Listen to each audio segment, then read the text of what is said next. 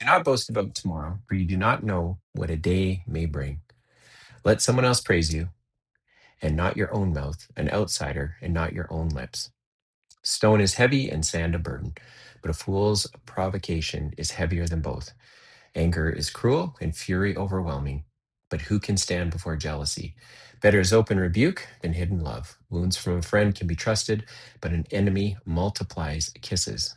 One who is full loathes honey from the comb, but to the hungry, even what is bitter tastes sweet. Like a bird that flees its nest is anyone who flees from home. Perfume and incense bring joy to the heart, and the pleasantness of a friend springs from their heartfelt advice. Do not forsake your friend or a friend of your family, and do not go to your relative's house when disaster strikes you. Better a neighbor nearby than a relative far away. Be wise, my son, and bring joy to my heart. Then I can answer anyone who treats me with contempt. The prudent see danger and take refuge, but the simple keep going and pay the penalty. Take the garment of one who puts up security for a stranger, hold it in pledge if it is done for an outsider. If anyone loudly blesses their neighbor early in the morning, it will be taken as a curse.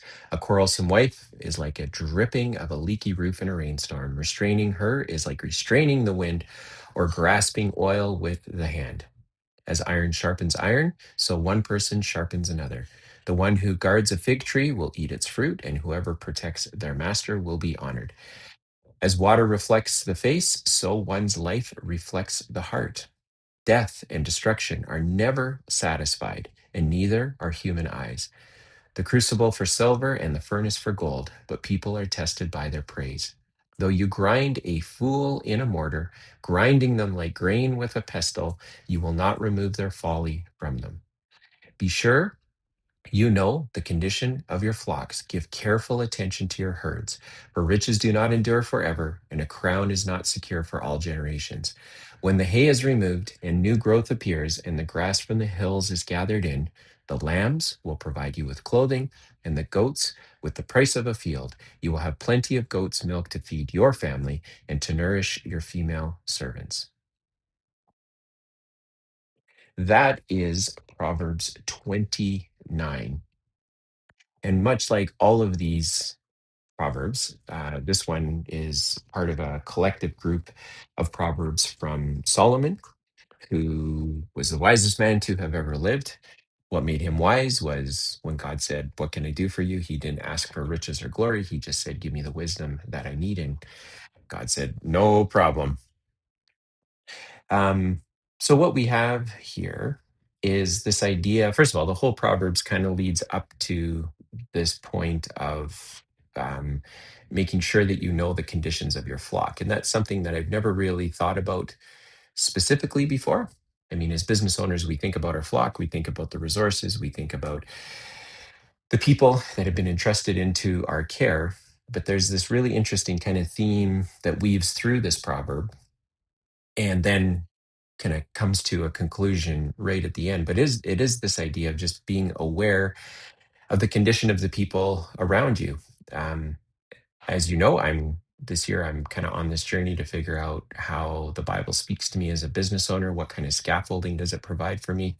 And today with Proverbs 27, the question I'm asking myself is, am I looking at the true condition of my business or the version that I wish was true? Meaning I'm not paying attention to the current state of affairs. And when I look at the life of Jesus, just to understand this, the people part, did he know his flock? Did he know his people? Did he know what he had? You can go through, for example, John 2:24 to 25, or Matthew 23:25 to 28, or Luke 19:41 to 44. We do see Jesus reflecting on the people that moved around in the circle that he was a part of each day. The ebb and flow of his daily life involved a contagion or a group of people, both Jews and Gentiles, authorities and servants, and he was constantly pondering and thinking and praying for all of the people around him. Now, what does that mean as a business owner? As a business owner, what it means as a business owner is that uh, I have to be aware of all of these things as well. That I can't. move along on my own without um, paying attention to the people that are underneath my care. I can't be ignoring the resources that are being used or not being used. I have to be constantly on guard and paying attention to these things. And when I look up the word attention, what I see is that it's to concentrate on the things that matter and ignore the things that don't matter or ignore the noise. And as a business owner, that can be hard because there's so much noise every single day that comes across my path. How do you filter kind of all that out? How do you just concentrate on the things that matter? What also becomes apparent to me as I read through Proverbs 27 is that people and resources ultimately atrophy or decay if they're not used. There's no such thing as not moving forward each day, because if we're not moving forward, then we're moving backwards. But more importantly than that, I'm struck by this idea that if we don't plant seeds every day as business owners, then there's nothing for God to grow. If you've listened to a few of these passages or me reading these this year, there's this idea emerges that my job is to manage what God has given me, not to grow it. Growth is the verdict. It's not a strategy. There's nothing you and I can do to grow anything because much like the grass in the field, we don't grow it. We just plant seed. We wake up in the morning and grass starts to grow. We don't know exactly how it happens because we're not in control of all those small details. God is. But if we don't plant, then there's nothing for God to grow. So what that means is I need to give attention, which means I need to concentrate and ignore the noise on what God has placed into my hands so that I know what to do with it.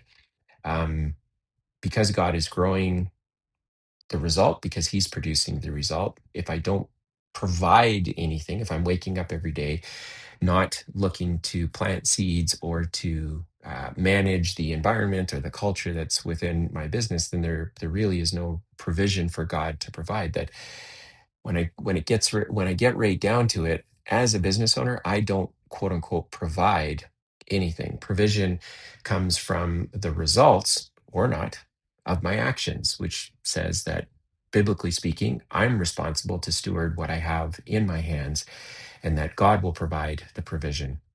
So if I don't act, there will be nothing available for my family, there will be nothing available for my team.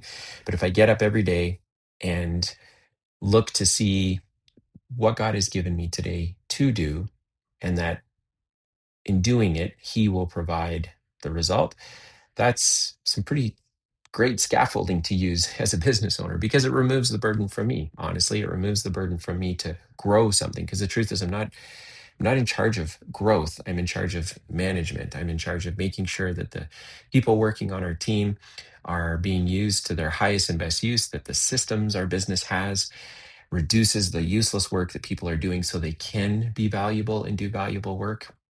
That the way we treat customers, that the way we treat our vendors, that all of that is done in a way to manage what we have, not to grow it per se. There's this idea right here at the end where it says, uh, give careful attention to your herds.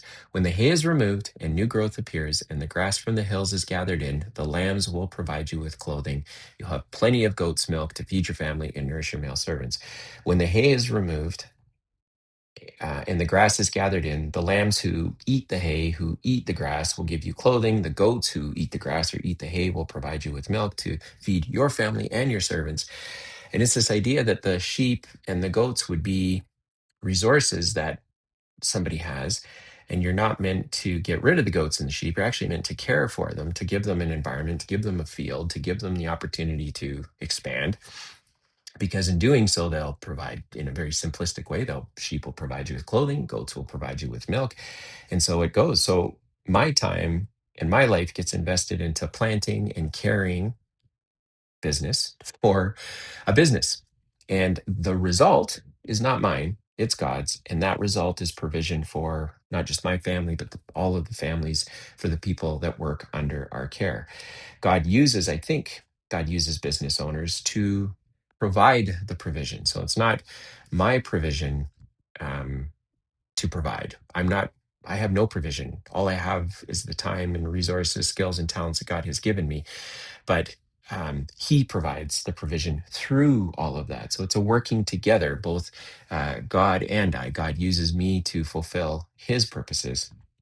And in doing that, if I want to participate with God and walk in right relationship with him and get to know him well, by emulating the life of Christ or working towards becoming more like Christ every day, it means that I would know the state of the people around me. I would know the condition of where they're at. Um, I would be able to obviously pray for them, but also use the resources that we have available within our business to help them uncover the value in their life or wrestle through or work through the friction or the stress that they have. So how do I do that? Well, I have to be a good manager. I have to give our team good tools so that we all know the state of affairs. Simple dashboards, weekly meetings, all of these things can be done through the eyes of a ritual, or they can be done through the eyes of really understanding the state of affairs so that from the meeting or the dashboards or the analytics or the reporting or the conversations, as business owners, we can make sound decisions by paying attention to the right things so that we know where to go and manage the parts that might need our assistance, or might need our input so that the rest of our team can go and do what they need to do. It just keeps coming back to this idea that as business owners, we're clearly called to serve those under our care, and being and serving them looks like using what God has given us to um, unlock the value in people. So to serve people and then to help them subdue the things in this world that our business is looking to solve. So the product or the service that we provide is hopefully removing some friction somewhere in the world,